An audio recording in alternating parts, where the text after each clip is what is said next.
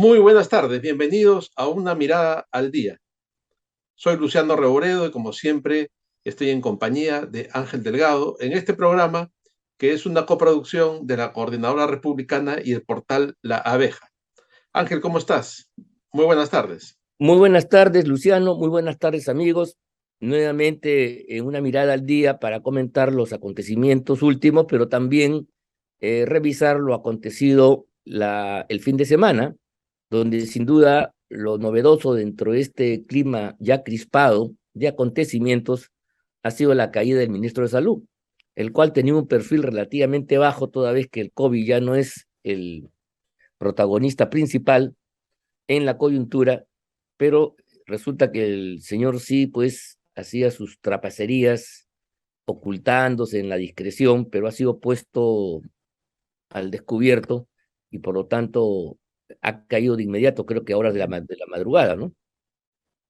Así es, Ángel. Yo creo que hay que destacar también en medio de este momento político el papel que cumple como fiscalizadora la prensa, ¿no? Porque la prensa ha destapado varios de estos problemas a lo largo de este gobierno y es muy importante el papel que viene cumpliendo el periodismo libre y esa es una de las razones por las cuales no le gusta la prensa al gobierno, ¿no? Porque está siempre poniendo la mira ahí donde se producen los actos de corrupción.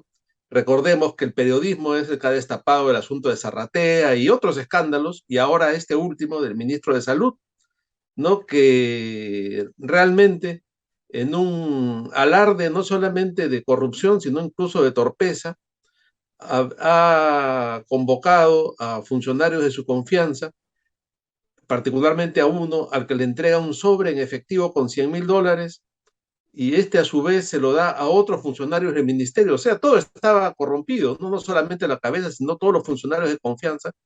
Y estos van yendo al banco a depositar en la cuenta del ministro en pequeñas partes, ¿no? Lo que permite la norma sin que sea el que deposita sujeto de ningún cuestionamiento, ¿no? Porque como bien saben quienes ven el programa, hay ciertas normas para evitar justamente el dinero del narcotráfico, el blanqueo de dinero, etcétera. Entonces lo que hacen los corruptos normalmente es lo que se llama el pitufeo, ¿no? Esta jerga policial que ha surgido, que es dividir en pequeñas partes del dinero para que vaya entrando a poquitos y nadie tenga que declarar el origen del dinero. Esa es la verdad. Y entonces han ido depositándolo así.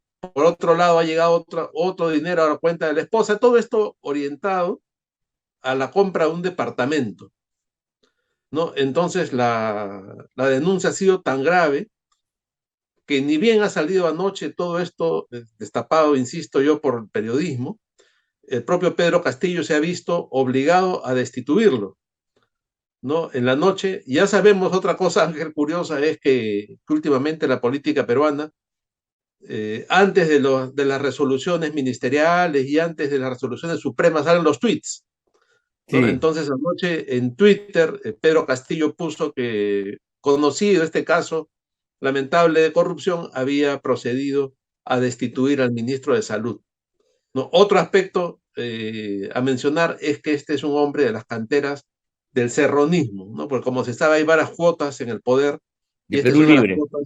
una de las cuotas, así es, de Perú Libre, un hombre cercano a Cerrón, ¿no? Cerrón en su condición de médico se ha reservado este ministerio, ¿no? Y ahí vemos lo que está pasando.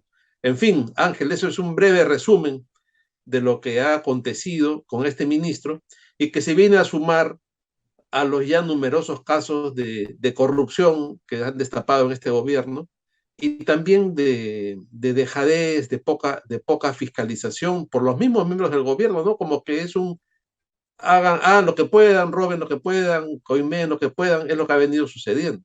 Bueno, es verdad, pero sin embargo, este acto que podría ser más de lo mismo, una raya más al tigre, no lo es, Luciano, y no lo es porque a partir de fin de semana, cuando lo ha decidido intervenir en el Perú y se solidariza con Castillo porque considera que hay un acoso contra el presidente de la República democráticamente elegido, esta denuncia y este hecho evidentemente pone un reparo frente a esa hipótesis, y es que justamente lo que aquí en el Perú nosotros señalamos es la existencia cotidiana de actos de corrupción. que hacen que el gobierno sea pasible de un conjunto de investigaciones que ellos llaman obstrucción y golpismo, pero que visto de otra manera, no son sino investigaciones naturales ante la evidencia y el conocimiento de actos corruptos. Entonces, el debate inicial con la OEA va a ser si se trata de una intervención que se justifica porque hay un acoso político que viene de la época de la campaña, o peor aún, si es un tema de racismo, como algunos miembros de este organismo lo han expresado en su fundamentación, o por el contrario, de modo más simple, se trata de actos de corrupción que tienen que ser perseguidos por cualquier justicia en el mundo, independientemente del régimen político, el color de los funcionarios comprendidos y cualquier otra consideración. No se puede mezclar conductas lesivas al orden jurídico, actos de corrupción propiamente dicho, actos criminales como el que este ministro estaría configurando, con ninguna acción de naturaleza política parte de la oposición, que es uno de los elementos pivotes de la democracia. La democracia es un régimen contradictorio por antonomasia y entonces pues no hay que confundir lo que es la lucha política, el enfrentamiento, por más exacerbado y a veces crispado que sea, con este tipo de actos cuya naturaleza es extrapolítica o antipolítica, para decirlo de algún modo. Entonces, un poco que mala noticia para Castillo, porque cuando va a venir justo la comisión y se está por nombrar, van a tener que explicar esto, porque es indudable que la gente que venga, incluso por más sesgada que esté, tiene que tener una respuesta. ¿Qué pasó? Entonces, el hecho que un ministro actúe en una forma tan grotesca, bueno, pues está revelando lo que dice la oposición y lo que dice la fiscalía, que hay actos de corrupción. Entonces, la corrupción ya no es una cosa que no tiene ningún tipo de relación con la realidad, sino al contrario, ahí está presente. Y este es un ejemplo que activa todo ello. Y del punto de vista político le da la razón, pues, a las famosas carpetas fiscales. Entonces, este es un tema importante, sin duda, y por eso quizás el señor Castillo no esperaba pues sacar la resolución, firmarla, sin emitir un Twitter a la medianoche, en la madrugada, para poder poner punto final al asunto. Lo cual revela rapidez y por cierto, conciencia del problema grave que entraña este último acto de corrupción, porque empaña justamente la imagen de víctima que él quiere darse, te das cuenta, pero sin embargo va a ser un tema problemático, porque se va a discutir seguramente en las próximas horas y en los próximos días el grado de compromiso, y peor aún si es que no es un acto en solitario, sino ha comprometido a muchos funcionarios del ministerio, a la familia. Es probable que estemos ahí ante una red de corrupción, ante una banda, y entonces los efectos sean pues como esas bombas que estallan en cascada. Bueno, entonces es un tema importante, no es un tema más, aunque sin embargo para nosotros sí, es parte de una secuencia, pero para la OEA que va a venir, lo primero que se va a encontrar es con este asunto. Oye, ¿qué pasó? ¿No? Tan grave que el propio presidente ha tenido que hacerlo. Y entonces la pregunta que hace Cerrón es válida. ¿Por qué procedes tan rápido en este caso y no has procedido igual con Pacheco, con Silva, con Gainer Alvarado, etcétera, etcétera, etcétera, ¿no? ¿Te das cuenta? Y ahí se Claro, genera claro. una contradicción que por lo menos yo espero que la gente de la EA lo meritúe, lo evalúe y vea que la cosa no es blanco y negro, para decirlo en términos pacíficos, en términos amables, y que aquí no se puede venir con ningún prejuicio. Si quieren venir, adelante, pero que hagan un balance y un informe realmente imparcial sobre lo que está sucediendo. Claro, no, si la OEA es capaz de ver entre líneas y ver más allá de las cosas que son evidentes y trata, como insisto, en ir más allá, se va a dar cuenta que esto está asociado pues a una cascada de cosas, ¿no? A ministros prófugos, Claro, no a, es a ministros con impedimento de salida del país o en proceso de investigación, a, familiares, a familiares del propio presidente de la República en condición de prófugos o en prisión.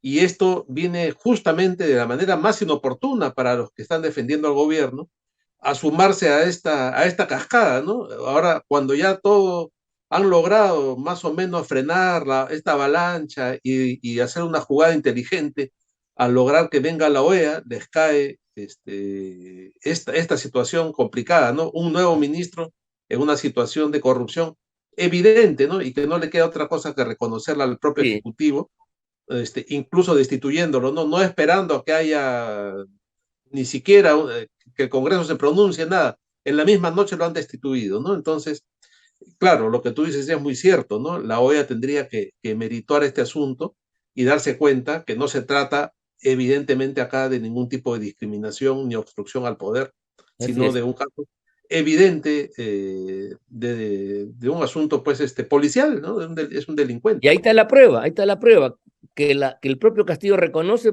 para que lo destituya de inmediato sin esperar siquiera alguna explicación. De ¿Te das acuerdo, cuenta? así es. Eso es, pues. Bueno, mala noticia para Pedro Castillo, inaugura mala semana, pero bueno, esa es la gente con la cual cuenta, pues. Esa es la realidad del poder en el Perú. Ese es un asunto que no debemos olvidar, ¿no? Nosotros hemos estado siendo críticos de la actuación de las fuerzas democráticas en la medida que no producen efectos como debieran ser positivos y eficaces, pero otra cosa es, eh, digamos, reconocer la putrefacción que está detrás, ¿no? Y esta es una prueba más que nos dice que lo que se ha venido diciendo en todo este tiempo no son palabras, no es un invento, no es un cuento que haya tenido fortuna de calar, sino son sucesivos hechos. Porque, repito, si fuera uno, dos o tres relativamente aislados, eso puede pasar, eso pasa realmente en los mejores gobiernos y en las mejores familias. Pero aquí ya esto es sistemático, esto es la nota predominante, esto es lo estructural frente a otras cosas. Entonces, sí, pues es un tema grave que está llevando al país a una situación de ese tipo, que las herramientas no sean las idóneas para poder combatir es otra cosa, ese es otro discurso, es otro análisis, pero sí tenemos nosotros que convenir, y este programa creo que lo ha hecho siempre, es que estamos ante un régimen corrupto y que la hipótesis que el señor Castillo es jefe de banda no es una locura, sino tiene muchos elementos de verosimilitud para Así no es. caer en ninguna conclusión, ¿no? Y dar siempre espacio a la posibilidad que una afirmación pueda ser revocada. Por lo menos hay elementos de verosimilitud, ¿no? Y eso es sospechoso. Y que Sí, además, sí, al sí, estar tan extendido, ya no hay lugar, pues, oye, se me escapó la tortuga, se te ha escapado un montón de tortugas por todos lados, ¿te das cuenta? Ese es el ¿no? tema, es Como sistemático. nunca, como nunca cobra vigencia aquello que donde se pone el dedo está la pus, ¿no?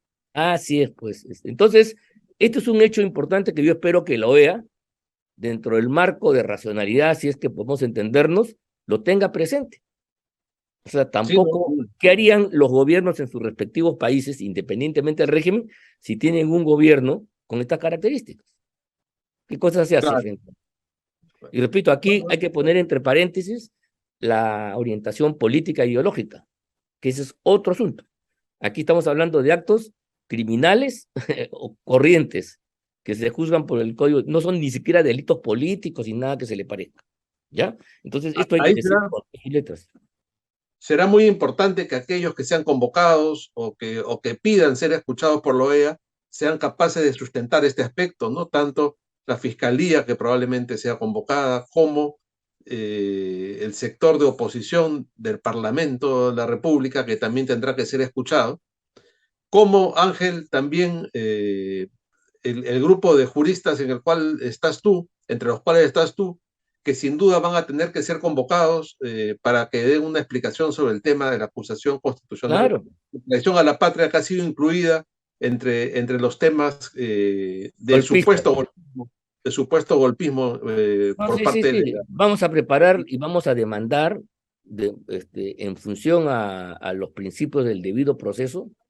Se nos ha hecho una imputación. Nosotros somos golpistas, ¿correcto? Somos personas que están subvertiendo el orden y entonces está bien, pues, está bien la imputación, pero yo creo que tenemos, antes que la OEA resuelva o informe o se haga un parecer, tenga una opinión sobre el particular, tendrá que escucharnos a cómo todos, corresponde, entonces, claro. y entonces va ahí para que tome una conclusión. Es lo menos que yo creo que se puede hacer, que nos escuchen y ver si nuestros dichos, nuestras afirmaciones, nuestros documentos, nuestros razonamientos son pues parte de una conspiración abusiva y que no tiene fundamento alguno, o por el contrario, hay elementos de razonabilidad bastante sustentados, ¿no? Tanto así que, como yo quiero recordar a los amigos que nos están viendo y escuchando, esta denuncia constitucional ya pasó todas las etapas, digamos, procesales, de admisión, de procedencia, de investigación, ha superado 4 recursos de amparo y habeas corpus que la gente de Castillo, o que Castillo a través de cierta gente ha interpuesto para intentar frenar el procedimiento, cosa que no le hemos dado mayor publicidad, pero se han ido cayendo poco a poco. Entonces, estamos en un punto en el cual ya incluso el congresista ponente del proceso de investigación concluye de que sí hay razones suficientes para que proceda esta denuncia y se convierta en una acusación constitucional. Lamentablemente, y ese es otro tema, han pasado 3 meses de ese hecho y yo no sé por qué el Congreso, no sé por qué el Congreso, digo, no le ha dado curso.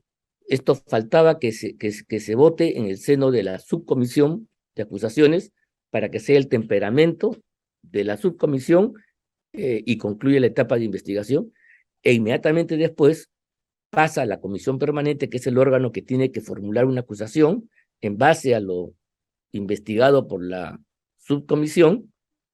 Escucha al presidente, escucha otra vez a las partes, porque mira, esto es un proceso, ¿no? Y Ah, define sí, si procede o no la acusación. Si procede la acusación en la permanente, se nombra una comisión acusadora que tiene que ir al pleno del Congreso a sustentar esto y el Congreso decidirá. El Congreso sin la presencia de la permanente, que ya se ha convertido en el elemento acusador, el elemento que va a resolver el pleno del Congreso, aproximadamente 100 congresistas, serían los que tienen la última palabra.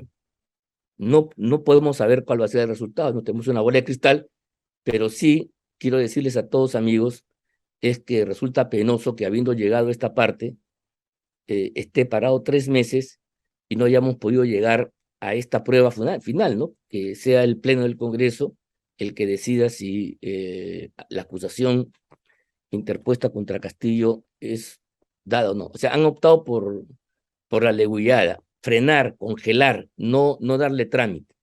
Esa es la peor de todas las medidas, pues, ¿no? Porque se puede estar en contra, o sea, también, o sea, nosotros no somos ilusos para pensar que todas las cosas que uno plantea, cree o activa van a ser declaradas ciertas, van a proceder. Pero sí demandamos pues que se sigan los trámites, los plazos que están establecidos en el reglamento. Ahí hay plazos perentorios que no se han cumplido y que inexplicablemente se ha demorado. Bueno, vamos a ver pues qué sucede. Entonces sí, pero tienes razón, me he salido un poquito del tema, porque sí vamos a pedir nuestro derecho de justificar por qué se presentó esta demanda cuando el señor, siendo presidente de la República, ¿no? Dijo que él iba a ofrecerle una salida al mar a Bolivia con soberanía, o sea, así es. cercenando, mutilando el territorio peruano. ¿Quién es él Bueno, para eso? la Entonces, OEA tendrá que escucharlos, pues, ¿no? bueno, pues a ver, nos gustaría ver si en cualquiera de los países que son parte del sistema, pues algún mandatario, algún presidente hace una declaración de ese tipo al margen del país, ¿no? ¿Qué cosa pasa? ¿Te das cuenta? Eso Claro. es pues nada más, es así de simple. No, ¿Cuántos sí, claro. conflictos hay en las fronteras? Imagínate que el presidente declare en un sentido contrario a lo que es el interés nacional y a la defensa de su soberanía. ¿Qué cosa le cae? ¿Aplausos? No pasó nada, pobrecito, no supo lo que dijo. Decía otra No, cosa. además, como ya hemos repetido pues hasta el cansancio, las declaraciones de un presidente tienen consecuencias, pues no es lo mismo que Totalmente. tú, no es lo mismo que tú o yo digamos cualquier cosa que lo diga el presidente de la República en un medio de comunicación internacional. Entonces, Así de es. ahí, Lo ha dicho el ¿no? mundo, claro. Claro, eso es inaceptable, pues, ¿no? Y de ahí a llamar golpista a gente con la trayectoria como la tuya o la de Pancho Tudela o el Tuve, pues es una Sí. locura.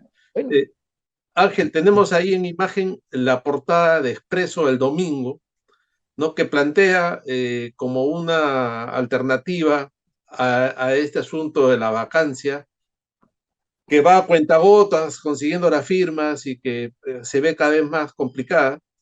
¿no? Una salida a la crisis política según una propuesta que pone expreso en la edición del domingo y el comentario de algunos juristas como Domingo García Belaúnde o el propio doctor Álvarez, pareciera que es posible una suspensión, pero por otro lado son otras opiniones las que están en contra, dicen que no es tan simple. Yo quería conocer cuál es tu punto de vista sobre esto, yo Bueno, creo que va a ser mira, interesante que lo expreses. yo quiero entender el ánimo de Expreso, un baluarte de la lucha democrática, y el ánimo de los juristas que ahí aparecen, que tienen sin duda la mejor, todas las ganas de darle satisfacción al pueblo peruano, al país, terminar con la pesadilla. Yo entiendo, esa es una actitud legítima, pero en el régimen democrático y constitucional, cualquier acción pública tiene que hacerse a través de normas y tiene que estar ajustada a derecho. Eso se llama Estado de Derecho. Y peor aún, o mejor aún, cuando se llama Estado constitucional de derecho, es la Constitución la que establece el parámetro de toda actuación pública. Y por lo tanto, yo quería aquí hacer alguna precisión. Suspensión no es una sanción, como vacancia tampoco lo es. Nosotros, por defecto, ya periodístico y la forma corriente de hablar, hablamos de vacancia, pero la vacancia no es una medida punitiva. La vacancia es un resultado de otras cosas más. Si nosotros leemos el artículo 113 de la Constitución, vamos a ver que hay 6 razones para vacar al presidente de la República. Las voy a enumerar. La primera, la muerte del presidente de la República. Si el presidente muere, vaca el cargo, ¿no? Y viene el vicepresidente. Si el presidente se enferma definitivamente y queda incapacitado, ¿no? Le da una parálisis, una enfermedad terminal, no muere, pero no puede ya ser presidente, vaca el cargo. El presidente renuncia voluntariamente porque ya no puede más, vaca el cargo. El presidente acepta la renuncia y vaca el cargo. El presidente se va del país sin pedir permiso, se produce la vacancia del cargo, el Congreso la declara, ¿no? O el presidente es acusado justamente en este juicio político del 117, famoso, y concluye pues con que tiene responsabilidad y se declara fundada la acusación, y es destituido. La destitución amerita la vacancia en el cargo. El Congreso toma conocimiento de eso, ¿no? Y se acabó, ¿no? Esas son, y la sexta causa por la cual se produce la vacancia es esto que se llama incapacidad moral, que como tú verás en la lista, todos son actos objetivos, que casi no necesitan debate jurídico ni contradicción, ni un reglamento especial. Pero la incapacidad moral, ¿no? O sea, el atentar contra las reglas de la ética pública tiene que tener una gravedad tan contundente para que efectivamente sea una causal de vacancia. Y para evitar de que eso se convierta en un mecanismo, una puerta abierta para votar al presidente por quítame esta paja, ¿no? Cuando el presidente deja de saludar al parlamentario X, ¿no? Mm. O no. Entonces, cuando es que se ha establecido un reglamento donde hay audiencias, medios de defensa y plazo razonable y una votación calificada alta. De los 6, es el único proceso que está reglamentado. Ahora bien, la suspensión es tampoco es una medida punitiva, sino es otra consecuencia, ¿no? De otra cosa. Entonces, por ejemplo, el artículo siguiente, 114 del Código, dice que se suspende el cargo cuando en el proceso político del 117, una de las salidas es la suspensión. Entonces, ya se ha pasado al presidente a manos del Poder Judicial, ¿no? Todavía está en investigación ya por parte del Poder Judicial y la Fiscalía, entonces se lo suspenden el cargo, ¿te das cuenta? No se lo destituye, sino suspenden el cargo. Puede ser una salida mientras se lo investiga.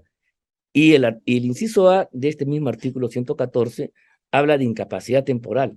Entonces, la pregunta en castellano es, ¿cuál de los 6 supuestos que están arriba, ¿no? Puede tener, en lugar de una vacancia, que sería una exclusión definitiva del cargo, una separación temporal, ¿no? Incapacidad temporal. No dice incapacidad moral temporal, como por ahí, lamentablemente, el doctor Ernesto Álvarez Miranda lo dice. No sé si el periodista ha tomado mal sus palabras, puede ser también, pero Es lo dice. probable, sí. Bueno, es probable, sí, claro que sí, porque el artículo 114, inciso A, no dice incapacidad moral, habla incapacidad temporal. ¿A qué incapacidad moral crees tú se puede referir? ¿La muerte? Hay incapacidad temporal, se murió a pedacitos. Claro. Pero ahora con la RENIEC no se sabe. Cuando renuncia, No, pues cuando se va tampoco. del país, ¿te das cuenta? Claro, Entonces, ninguna es temporal, pues, ¿no? la única, sí, hay una que es la incapacidad física, pues.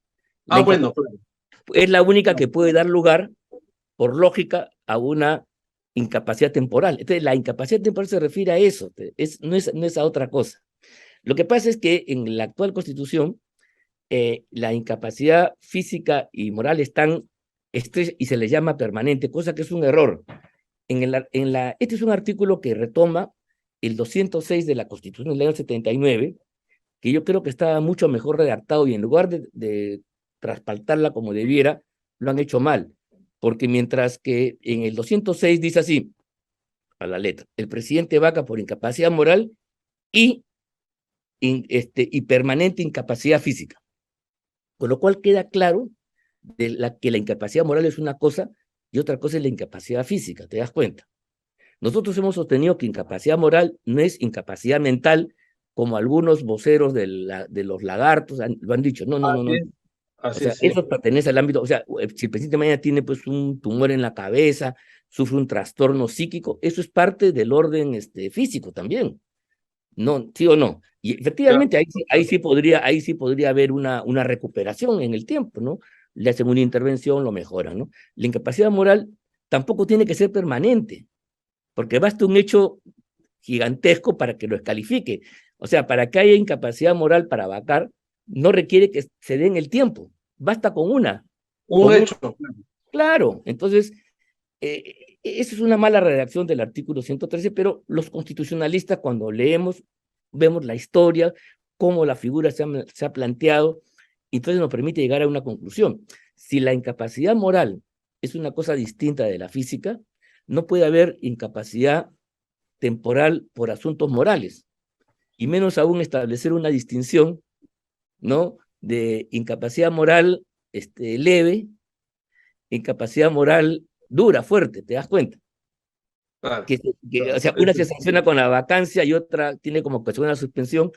Mira, es meterse en camisa de 11 varas y eso justamente es lo que creo yo que no es lícito hacer porque por el entusiasmo por resolver el problema nos lleva a cometer errores. O sea, no se puede, o sea, para ganar el partido, voy a decirlo de una manera más sencilla, no se puede meter el gol con la mano, pues. Sí, Por pues más sí. legítimo que sea el triunfo, por más patriótico que seamos todos los hinchas, no podemos justificar un gol con la mano, ¿o sí?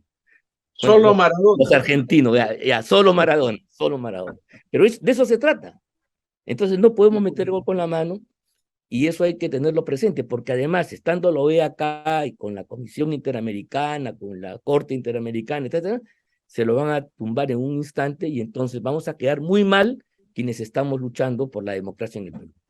Sí, yo totalmente de acuerdo contigo en que en estas circunstancias, más que nunca, hay que hacer las cosas bien, ¿no? Porque cualquier cosa que deje un resquicio de duda nos va a revertir en contra de una manera mayor aún de lo que se pretende resolver. Y eso sería lamentable, ¿no? Hay que hacer las cosas bien para que sean definitivas y poder salir de esta crisis de una manera correcta dentro del marco constitucional, dentro del marco legal y democrático, como se ha venido haciendo hasta ahora, tal como hemos mencionado ya repetidas veces en este programa. Esa es la figura.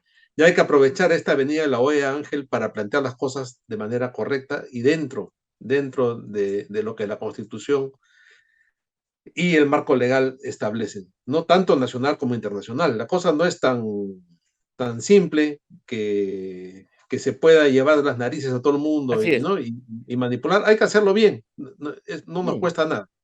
No No, nos cuesta nada. y si bien es cierto que la OEA viene sesgada, no hay que ser tontos, nosotros lo hemos dicho antes que nadie, la labor que Ah, viene cumpliendo Forsyth, Manuel Rodríguez, etcétera, eso lo sabemos. También es verdad que no somos mancos y tenemos inteligencia y capacidad para poder mostrar argumentos. Por ejemplo, lo que ha sucedido el día de ayer o el día de hoy en la madrugada, perdón, con el ministro de Salud. Salud, es una herramienta que hay que decirle a mí, vean, ustedes vienen acá y miren, esto pasa casi todos los días, todas las semanas, hay un escándalo de este tipo. Ustedes no lo saben, pero aquí está, este es uno. Entonces, Claro, ustedes creen. y hacer Entonces, un, claro, nosotros más bien aprovechar la tribuna internacional para levantar nuestra voz y explicarle al mundo entero lo que está pasando en el Perú. Claro, los delitos, estas cosas son escándalos de acá, pero afuera ni se reportan, no tienen ninguna significación. Pero vamos a tener oportunidad de decir lo nuestro, y entonces yo espero que con inteligencia, con convicción, con capacidad y fuerza, vamos a poder neutralizar por lo menos la ofensiva, el apoyo que le quieren dar desde la OEA a Pedro Castillo. sí, sin ninguna duda, sin ninguna No hay que duda. Ese es perder el la camino. esperanza tampoco, no hay que rendirnos, ya, no. No, no, Eh, no, no. Hay una batalla a dar por ahí, hay que prepararse inteligentemente, sin caer en este. Por eso lo que tú has dicho es correcto. Si nosotros usamos una vía cuestionable, una vía no legítima, una vía que está en debate o en cuestión, entonces ahí sí le estamos dando, nos metemos en un terreno donde los otros van a aprovechar. Ya, dejemos eso, ya. Agarrémonos a las cosas fuertes, a las cosas evidentes, a las cosas que no admiten ya duda ni contradicción. Sí, así es, Ángel, de acuerdo. Nos quedamos con esa idea porque nos tenemos que despedir. El programa ha llegado a su fin. El día de mañana seguiremos profundizando en este asunto y en otros que nos traiga la coyuntura nacional siempre tan variable. Muy bien, agradecidos a todos ustedes amigos, nos despedimos, buenas tardes y hasta el día martes. Hasta mañana. Muy bien, hasta mañana. Muchas gracias. Muchas gracias.